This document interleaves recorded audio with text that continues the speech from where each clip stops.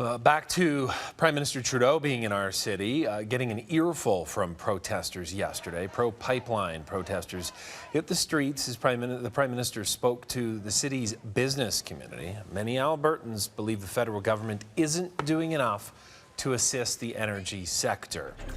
Danielle Smith from 770 CHQR joins us this morning. The big topic, and on your show today, tackling all of it, Danielle. I am so impressed with Calgarians. There have been a lot of these protests that have been organized by Canada Action and Rally for Resources.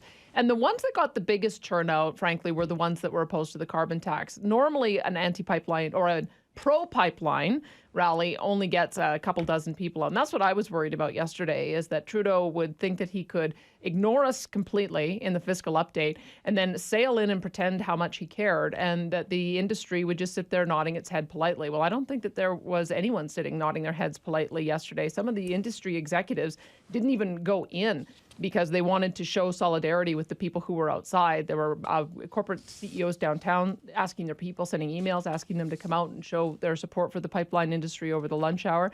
And I think it's pretty clear that Trudeau was just here for a photo op. If he really wanted to make the country aware of the desperate situation that we were in, he would have chosen to have Bill Morneau highlighted in the fiscal update. I think he wants to have it both ways. He doesn't want to ruffle any feathers in Quebec and British Columbia, where they want to stop building any energy infrastructure altogether. So he doesn't elevate this issue to a national one.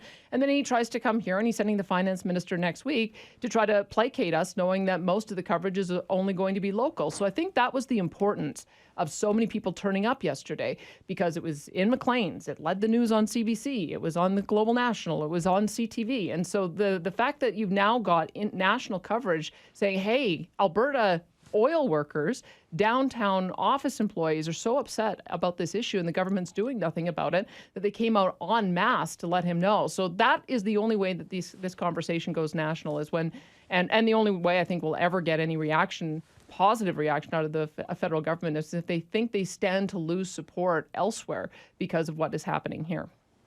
Big conversation to have on your show today on Friday morning. Danielle, thanks for joining us. Yeah, my pleasure. 9:30 to 12:30, you can listen to Danielle on 770 CHQR.